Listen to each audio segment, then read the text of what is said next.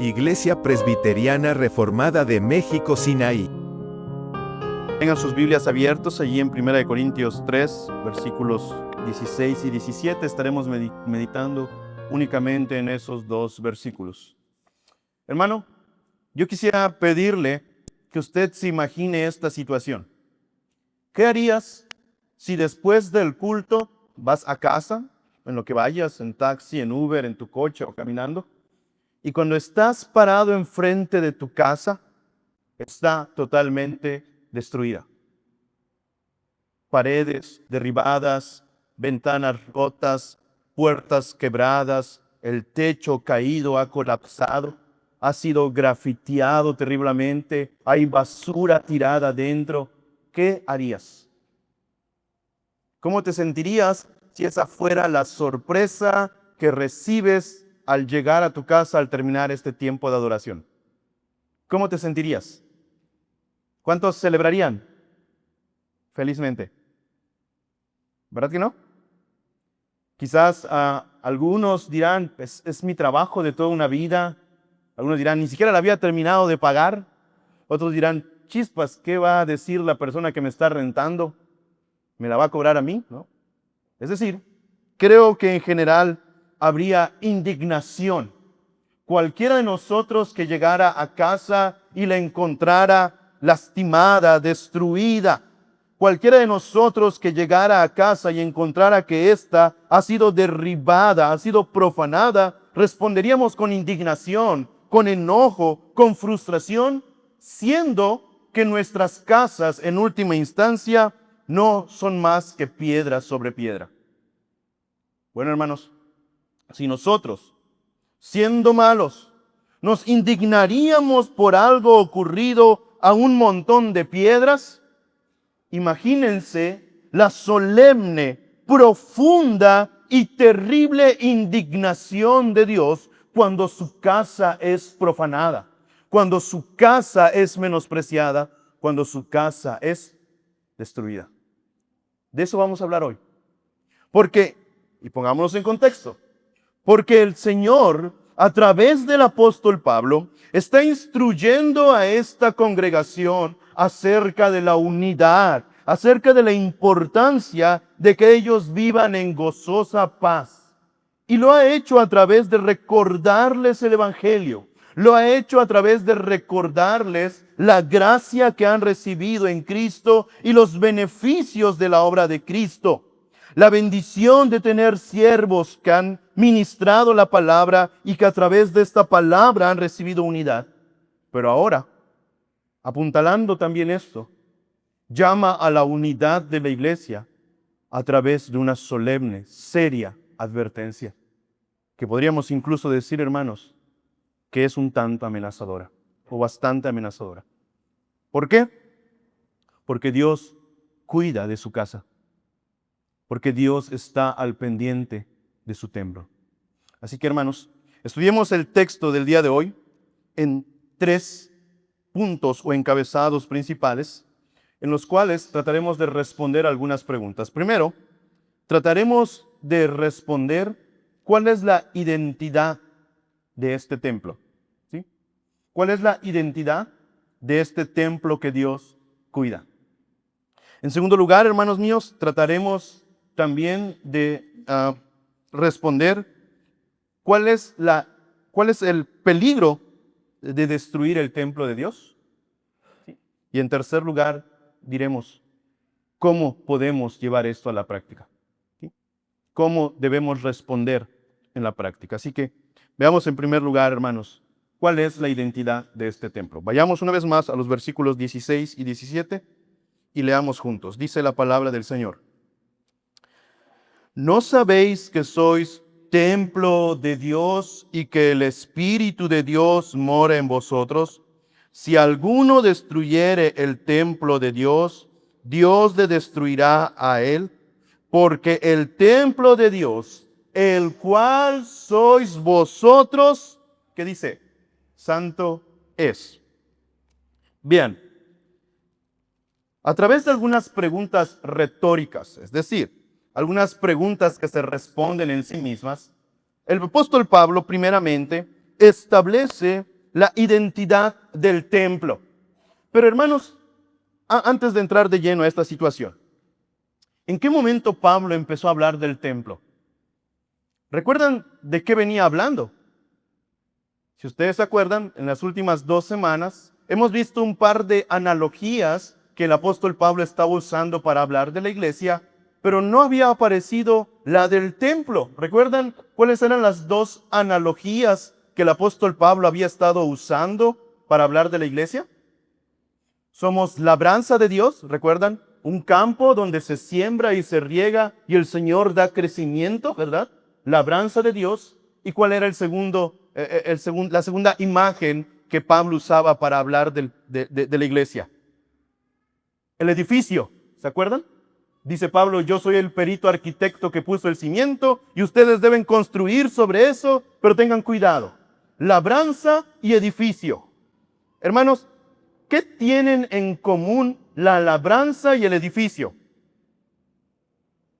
Puede ser que para nosotros estas 2 imágenes no tengan algo particular que los una, pero debemos entender, hermanos míos, que la iglesia corinta tenía un cierto grupo importante de judíos y que Pablo mismo es judío y que el contexto del Nuevo Testamento es el Antiguo Testamento, donde principalmente fue entregado ¿a quién?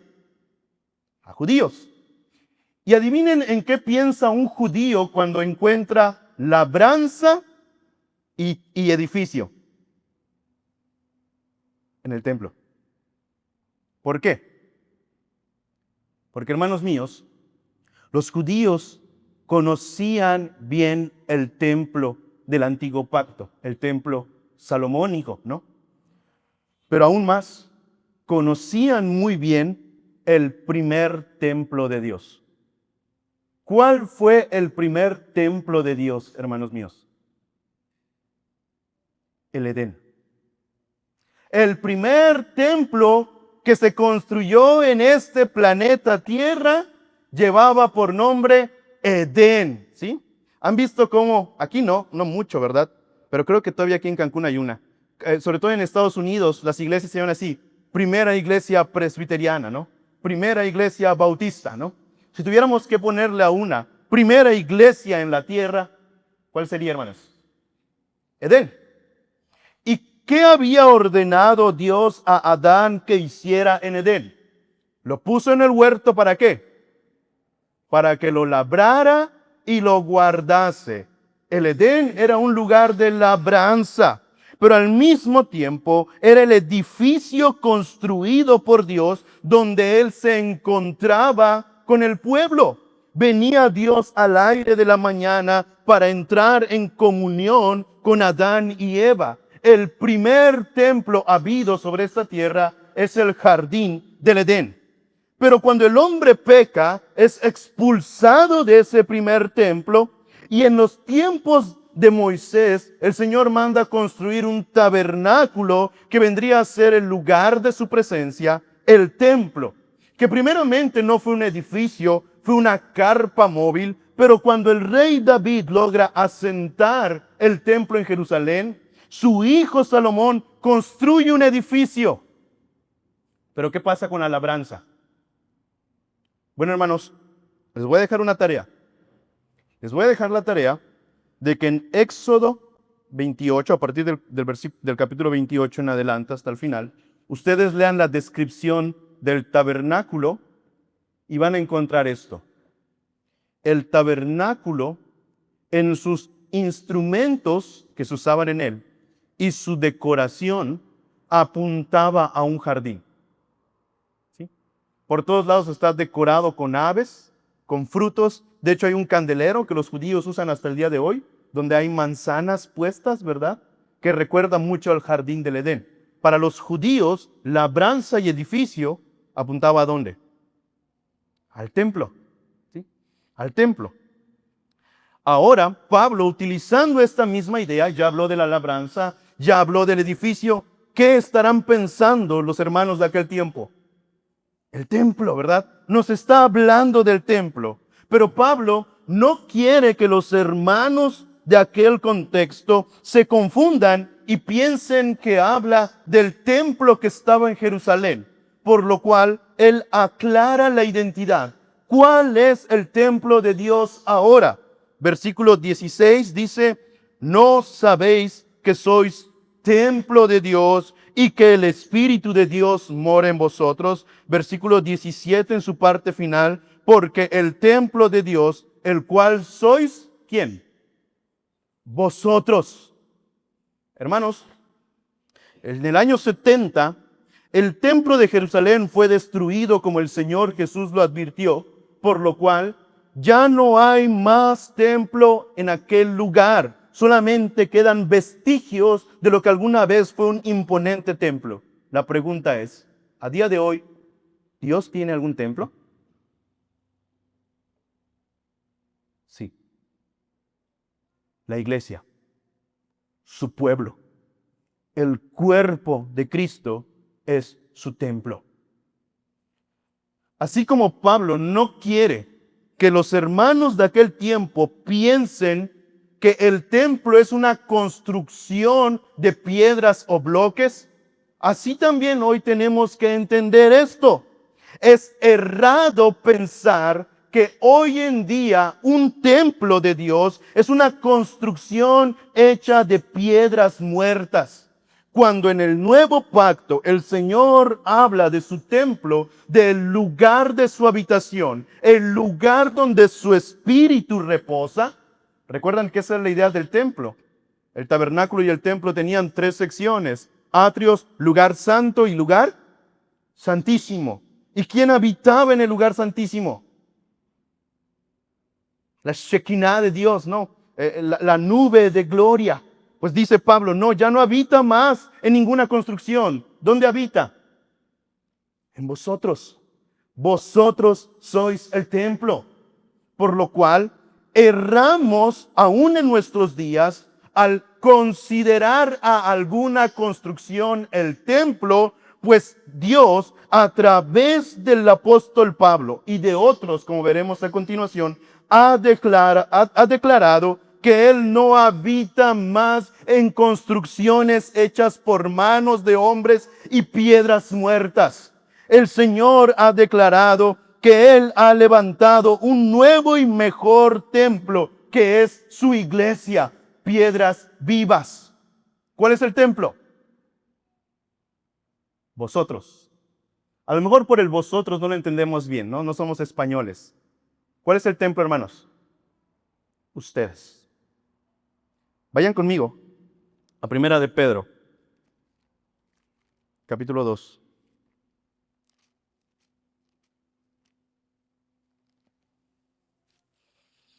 Primera de Pedro, capítulo 2, versículo 4 y 5.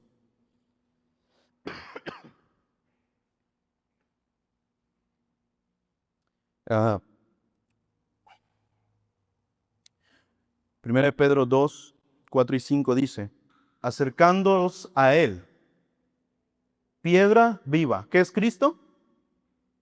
Piedra viva, desechada ciertamente por los hombres, mas para Dios escogida y preciosa. Vosotros también, ¿cómo qué? Como piedras vivas, ¿qué dice?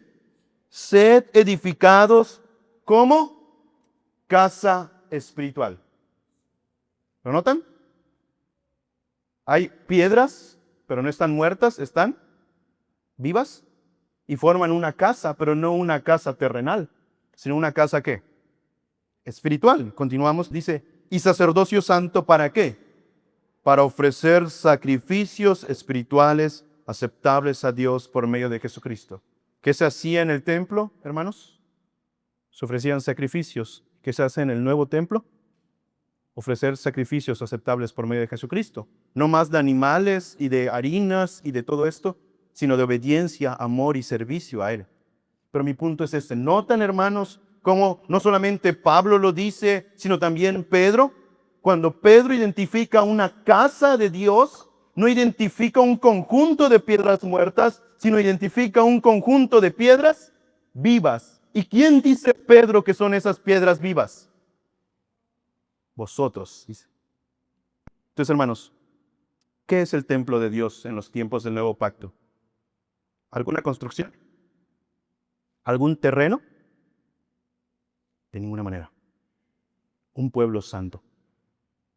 Aquellos que han sido eternamente escogidos, eficazmente comprados en la muerte de Cristo y llamados por su gracia a venir a formar parte de su iglesia. Hermanos, he aquí una pregunta. Hoy que nos reunimos en el día del Señor, ¿venimos al templo? ¿Qué opinan? Hoy que nos reunimos en el día del Señor, dicho lo dicho, ¿venimos al templo?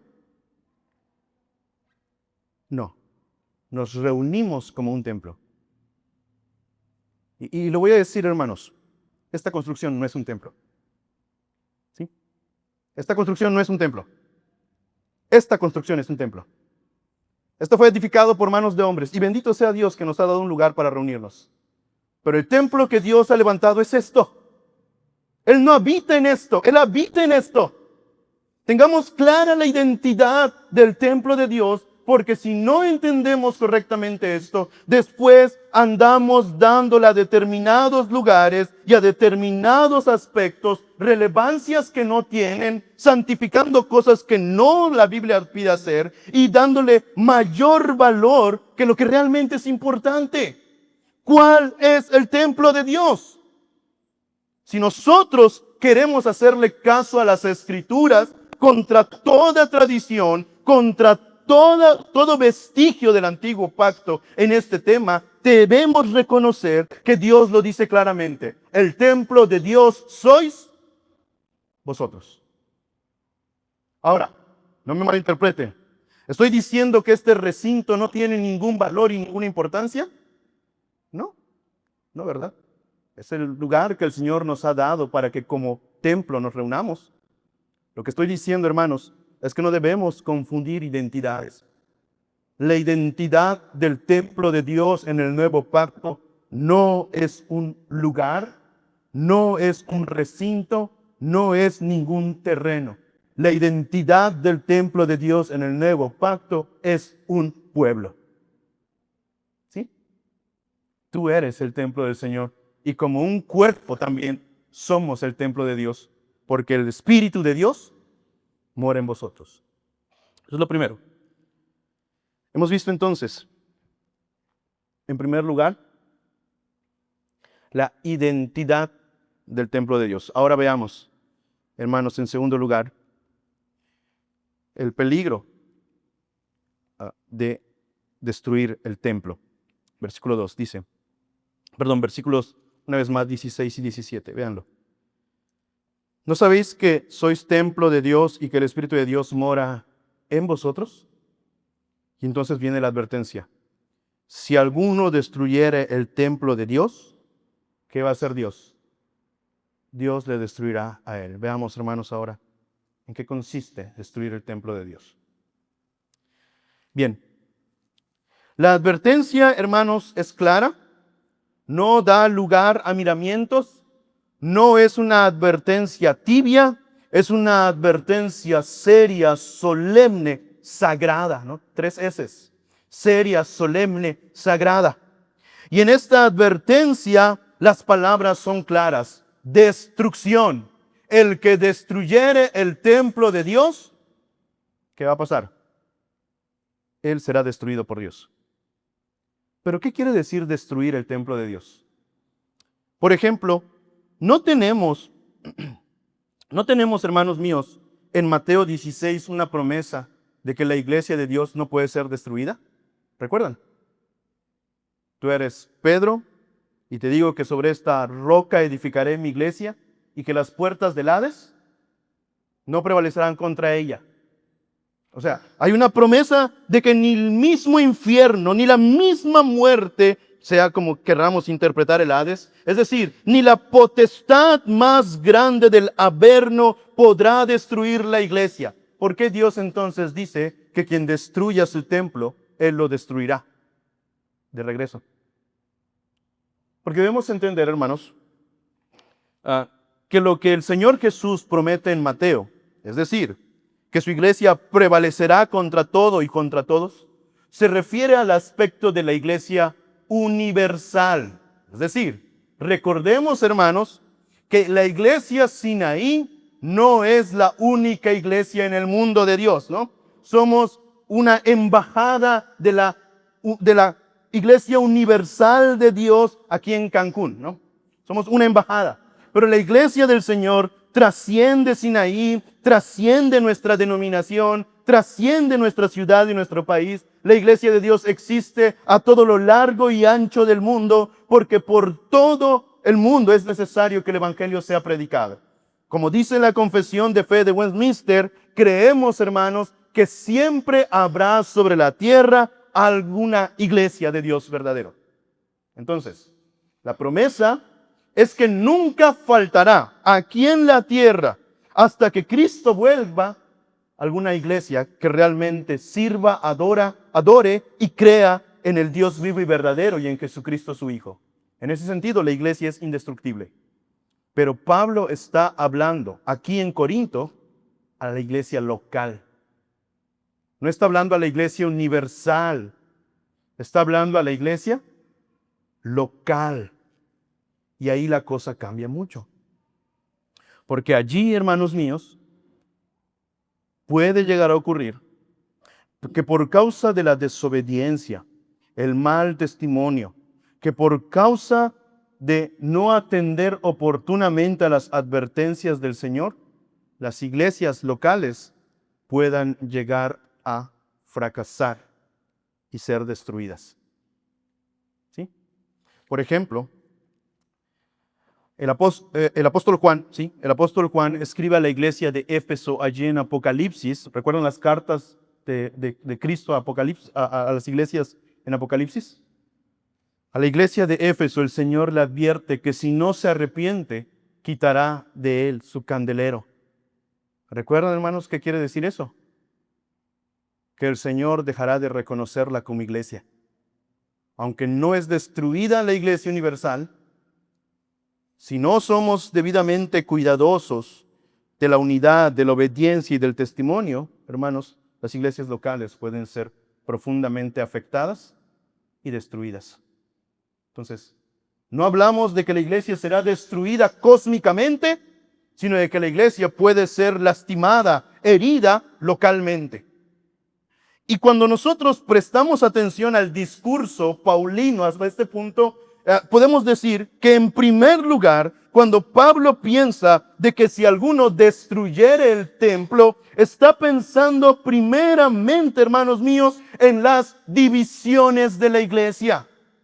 Cuando la iglesia es susceptible a ser destruida por los hombres, cuando los hombres siembran división, discordia, envidias y pleitos. Ese ha venido siendo el tema que el apóstol está tratando y la advertencia va primeramente en ese tenor. ¿Quién está destruyendo el templo de Dios?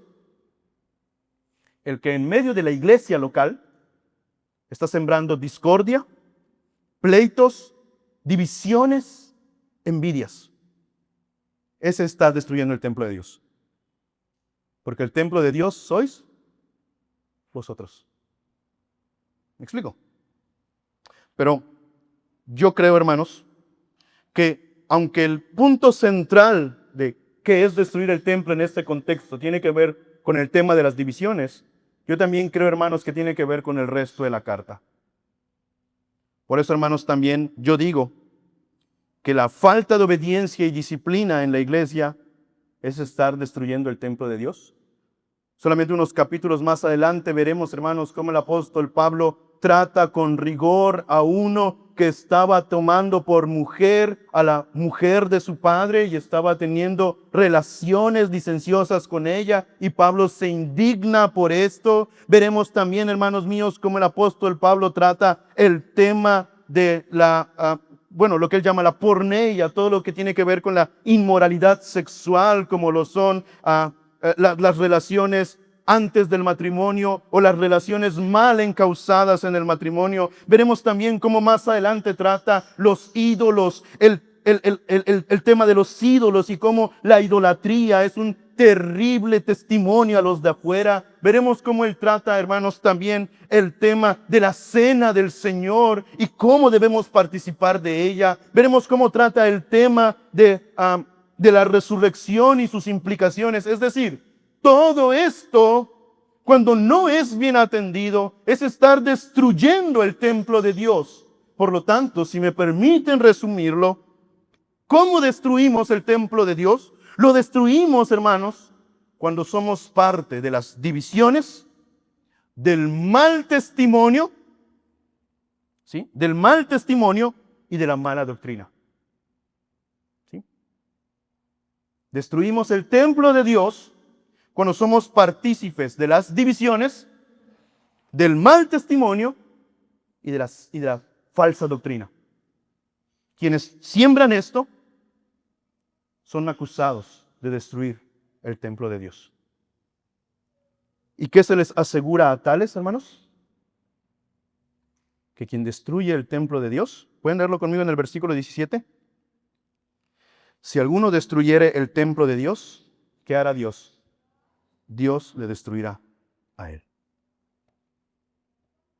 Así que, hermanos, como les decía, Pablo ha estado tratando el tema de la unidad de la iglesia en un sentido positivo, animándonos a ella, pero si el animarnos no ha surtido efecto, hace una advertencia. El que destruye el templo de Dios, escúchalo bien, Dios le destruirá a él. Y miren, hermanos, esto no es solo verborrea para espantar. El Señor actúa de verdad. ¿No me creen? Vayamos ahí mismo en Corintios. Podríamos ir a otros ejemplos bíblicos. Por ejemplo, en Hechos 5. ¿Recuerdan a este matrimonio? Ananías y Zafira. ¿Se acuerdan? El problema no estuvo en que no dieran el dinero. El problema estuvo en que mintieron y fueron de mal testimonio delante del Espíritu Santo y a la iglesia. ¿Y qué hizo el Señor con Ananías y Zafira? Los destruyó. Pero vayamos a Corintios. Ahí mismo en Corintios. 1 Corintios 11.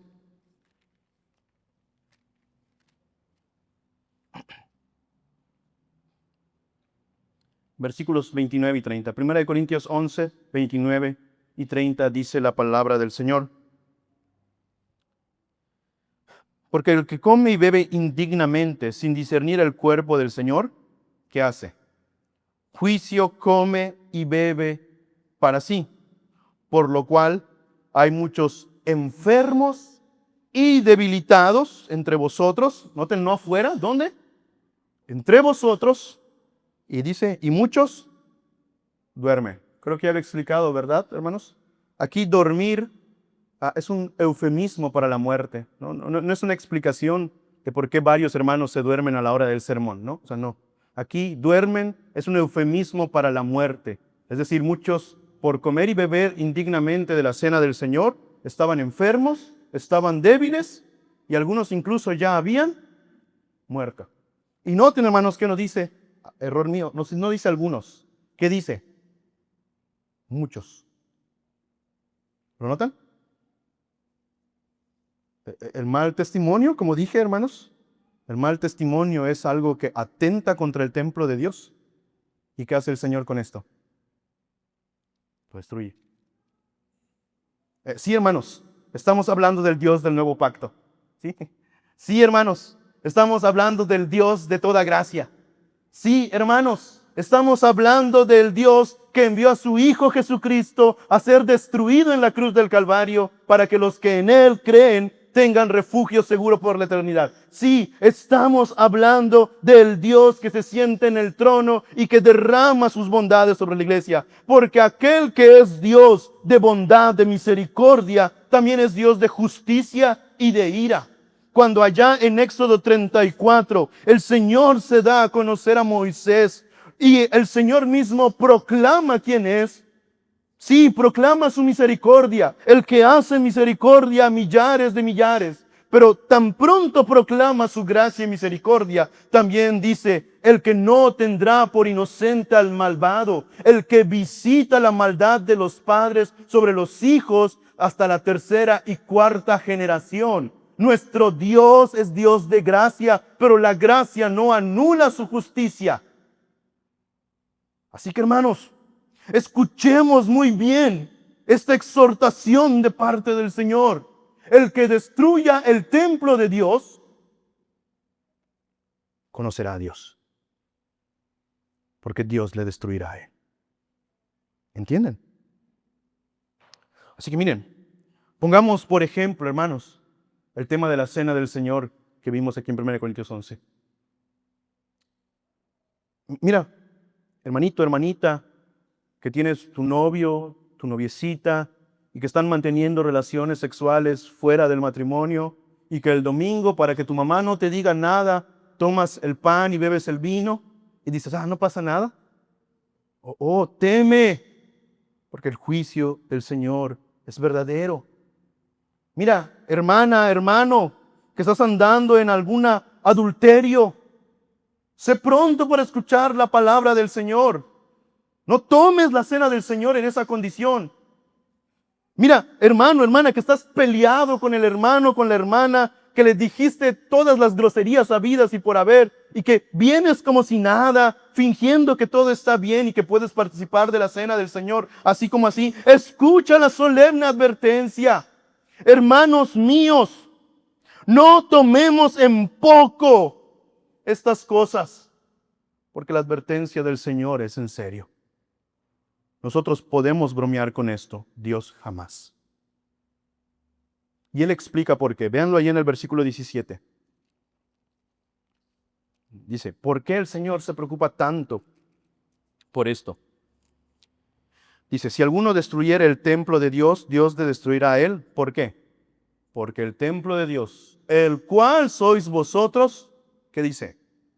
Santo es. ¿Por qué el Señor, hermanos, se preocupa tanto por su templo que es la iglesia, el cuerpo, las personas? ¿Por qué? Porque santo es. Hermanos, ¿qué quiere decir aquí santo es? ¿Quiere decir que es perfecta moralmente? No. Que es apartada por Él y para Él. Hermanos, ¿por qué el Señor toma en serio su templo? Porque ha sido apartado por Él y para Él. Es su esposa. Es la novia del Cordero. Es la esposa del Cordero. Él no la va a dejar ser tratada como sea. Piénselo, especialmente a los varones. Hermano, imagina que un fulano, ahorita te vas a casa con tu esposa, ¿no? Y van caminando y un fulano se propasa con ella. ¿Cómo responderías? ¿Le darías un abrazo? ¿Te ponías a platicar con él tranquilamente? ¿Qué harían, varones? Hermanos, yo creo que cualquiera de nosotros mínimo se enoja y por el bien de su esposa, y creo que aún eso no sería necesariamente pecar, la defendería, ¿verdad? Bueno, hermanos, la iglesia, que es el templo de Dios, es su esposa.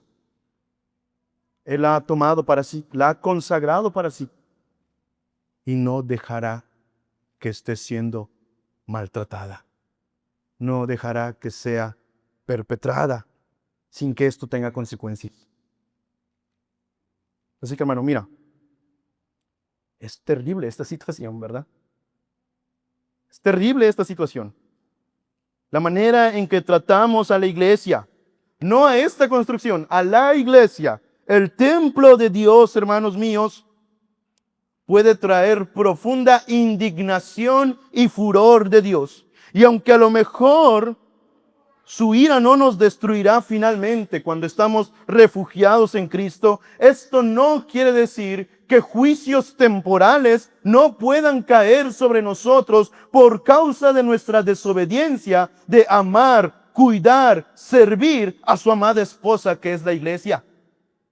Hermanos, yo lo he dicho, no pretendo que a cada enfermedad corresponda un pecado particular, Pero no deberíamos obviar esta situación. ¿No será que algunas de nuestras enfermedades y debilidades se deben precisamente a la manera en que tratamos a la iglesia de Dios? A la manera en la que fácilmente verborreamos de ella maldad, chismoseamos, criticamos, malmetemos mentira en medio de ella, sembramos discordia y división, nos gozamos en ver hermanos pelearse. ¿No será que precisamente tiene que ver con nuestro mal testimonio a los de afuera? Que dicen, ese dice que es cristiano, pero mira cómo vive. Mira, ese dice que es cristiano y tiene otra mujer, tiene otra pareja. Mira, este es el que más roba de la empresa. Mira cómo esta persona es la más grosera. Mira cómo es la más iracunda. ¿No será, hermanos míos, que tiene que ver con cómo hemos abrazado falsas doctrinas y estamos defendiéndolas como si fueran ciertas? ¿No será, hermanos míos, que el Señor nos está llamando la atención y nos negamos a escuchar su voz? Bueno, escúchala. El que destruyera el templo de Dios, Dios le destruirá a él. Esto debe hacernos temblar, hermanos. Este debe hacernos temblar. Porque no estamos jugando con cualquier cosa. Porque es santo, dice el Señor. El templo del Señor es santo, consagrado por Él, para Él. Entonces, hermanos, miren, debemos prestar mucha atención. Porque hay personas terriblemente preocupadas porque cierta construcción no sea dañada, pero que pueden chismear fácilmente del hermano. Que pueden ir y sembrar mentira. Que buscan ver que los hermanos se pleiteen. Oh, hermanos, escucha bien esto.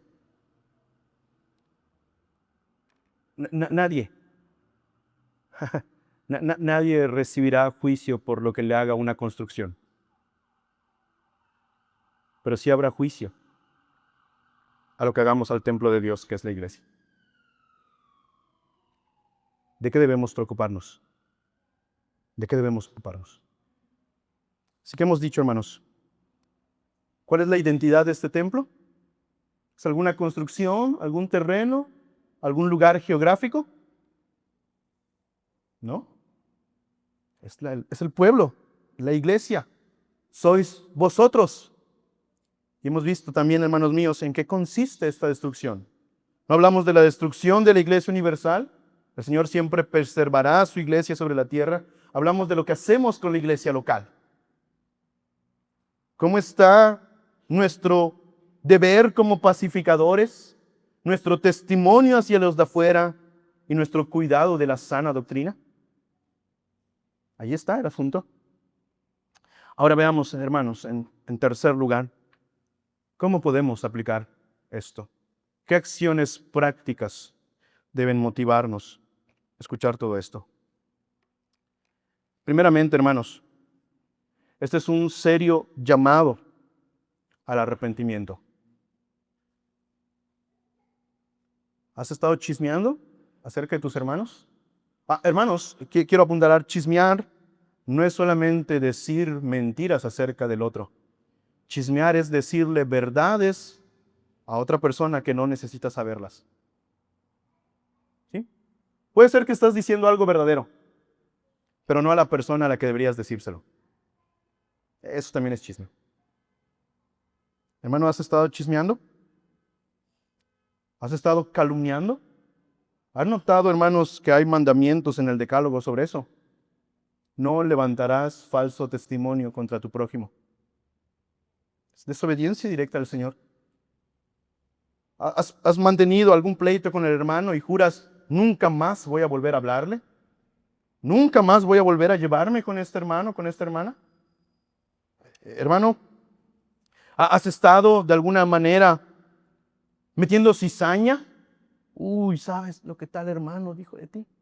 Mira, no te lo voy a decir porque no quiero, pero ay, tú sabes, ¿no? Ay, tú sabes.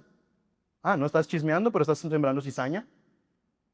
¿No será que muchas veces nos reunimos, como dice Pablo, para devorar a los hermanos? No para hablar las virtudes del Señor y de su gracia en la iglesia, sino para ver a cuál hermano vamos a destrozar en nuestra mesita esta noche. ¿No será, hermanos míos, que muchas veces cuando escuchamos que alguien es disciplinado públicamente, lo celebramos? ¡Qué bueno! Hermanos, seamos prontos a arrepentirnos. Seamos prontos a arrepentirnos. Porque no importa qué tan bonito queramos vestir estas cosas. Estamos tomando cincel y marro para destruir el templo de Dios. Quien hace estas cosas no hace la obra de Dios, hace la obra del diablo. Porque el ladrón, que es Satanás, no ha venido sino para hurtar, matar y ¿qué? Y destruir. Quien hace estas cosas no hace la obra de Dios. La obra de Dios es que seamos edificados juntos en armonía como un solo y nuevo hombre, donde todas unidos por las coyunturas, cada miembro provee al otro soporte para que juntos crezcamos hasta la medida del varón perfecto que es Cristo. Quien toma cincel y marro para hablar y perpetrar todas estas cosas no hace la obra de Dios, hace la obra del diablo. Seamos prontos a arrepentirnos. ¿Saben por qué, hermanos? Porque ninguno de nosotros está exento de eso. Oh, hermanos, que ninguno se crea una blanca palomita. Seguramente en tus labios y en los míos ha de encontrarse estas cosas. Seamos prontos para arrepentirnos, para confesar nuestras faltas delante del Señor, para reconocer que esto contraviene los propósitos de su reino y de su gloria, y para que con dolor digamos: Señor, he pecado, no solamente contra mis hermanos, he pecado contra el cielo y contra ti. Seamos prontos a arrepentirnos. Pero en segundo lugar, unido a lo anterior, seamos prontos para cambiar de hábitos. Ya no hables más chisme, mentira, calumnia. Ahí no dejes la espinita para ver si el fuego crece. Seamos pacificadores. Bienaventurados los pacificadores, dice el Señor en Mateo 5. Hay bienaventuranza en ser pacificadores. Y no digas, bueno, no es que yo no lo digo, a mí me lo dicen. No, hermano, ser pacificadores también apagar el fuego de otros. Cuando el hermano o la hermana venga a contarte el chismecito, dile: ¡alto! No hagamos esto. Porque no solamente es contra el hermano que es templo de Dios, es contra el Dios que habita en ese templo. Seamos prontos a ser pacificadores. Que de nuestros labios no fluya por un lado bendición. Ay, Señor, te alabo, te bendigo, gloria a ti. Y que por el otro fluya maldición. Una misma fuente no debe echar de dos aguas. Santiago, ¿verdad?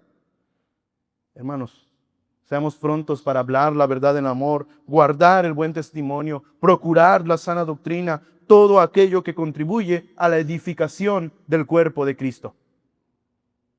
Sí, hermano, ocúpate de ello. Pero en tercer lugar, hermanos, quisiera que también esto nos lleve a contemplar a Cristo. ¿Saben por qué?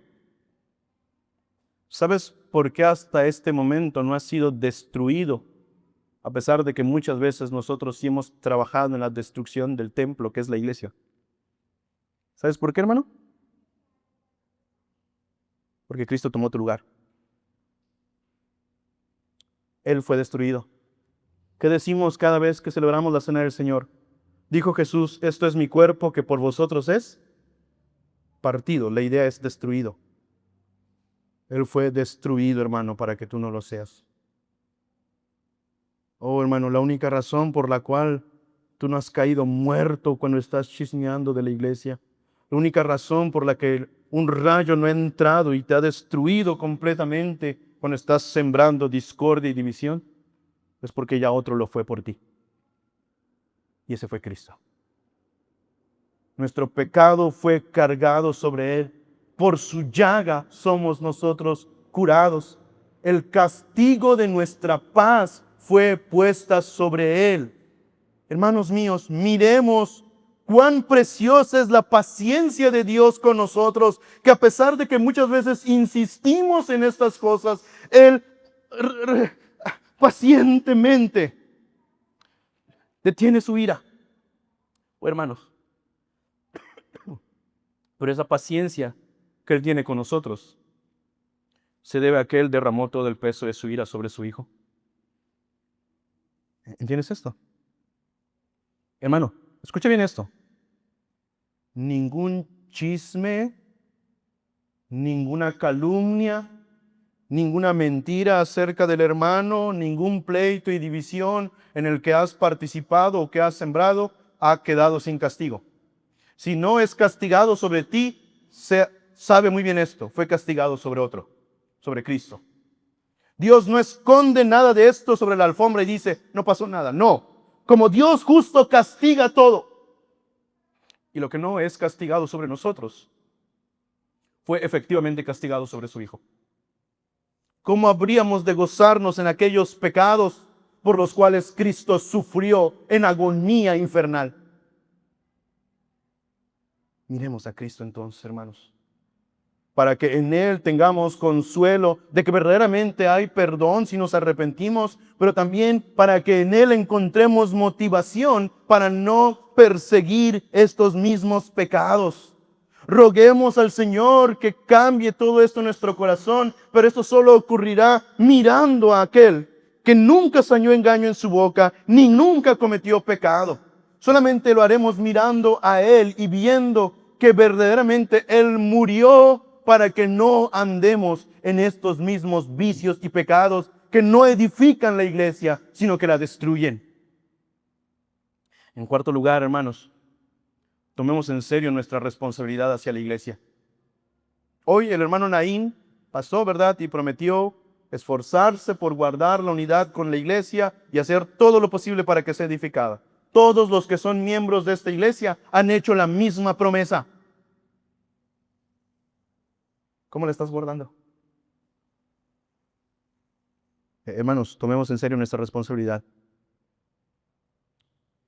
Somos llamados a ser instrumentos de edificación, no de destrucción. Y eso muchas veces implicará renunciar a ciertas comodidades, incluso a ciertas libertades. ¿Se acuerdan? Pablo decía, yo sé que soy libre, pero pues me echo a los judíos para ganarlos, me echo a los gentiles para ganarlos. No a sus libertades, sino a sus restricciones. ¿Sí? Hermanos, ¿qué tanto estamos realmente ocupándonos de nuestro deber de edificar la iglesia? O no solamente es trabajo del pastor y los ancianos, es trabajo de toda la congregación. ¿No será, hermanos, que más bien hemos tomado el cincel y el marro para ir picando poco a poquito? Trabajemos en edificar, no en destruir. En quinto lugar, hermanos, también quisiera aplicar este sermón llamando a aquellos que aún están sin Cristo. A aquellos que están sin Cristo, la situación es todavía más alarmante. Porque sin Cristo, sin duda alguna, perecerás bajo el juicio de Dios. No importa lo que hagas. Porque mira, al final del día, la salvación no es meramente por lo que tú haces hacia la iglesia. No, la salvación tiene que ver con lo que crees acerca de Cristo. Sí, llamo a mis hermanos a tener ciertas actitudes tocante a la iglesia, porque creo que han creído en Cristo. Pero si no fuera así, de nada les serviría hacer cualquier cosa. Lo mismo es para ti, amigo mío. Sin Cristo no importa cómo trates a la iglesia, porque no es la apariencia de piedad la que te salvará. Más bien esa misma apariencia jugará en tu contra en el día del juicio. Por eso te llamo en el nombre del Señor a que vengas a Cristo en arrepentimiento y fe. Y que viniendo a Cristo en arrepentimiento y fe, ames al Señor y ames a su esposa, que es la iglesia. Ven a Cristo.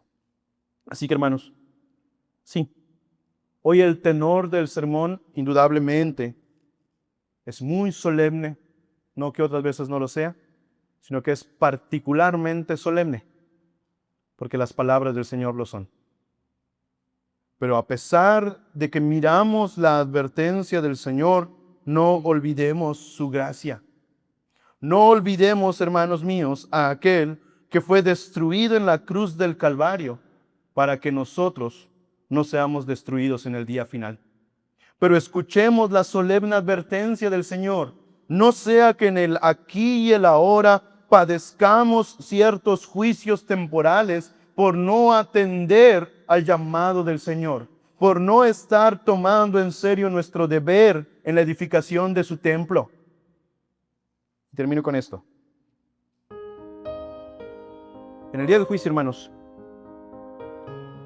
el Señor levantará una iglesia pura, santa, perfecta. Una iglesia que no lidiará más con el pecado, donde por lo tanto ya no habrá más mentira, chisme, discordia, nada de eso. Sí, eso Dios lo hará en el día final. Pero entre tanto que ese día llega, nos ha encomendado estar solícitos en guardar la unidad del Espíritu. Obedezcamos la voz del que llama. Obedezcamos a aquel que dio su vida por nuestra unidad. Y esforcémonos, no tanto por el terror a la muerte y al juicio, sino por la gratitud a su amor dado en Jesús. Vamos a orar. Iglesia Presbiteriana Reformada de México, Sinaí.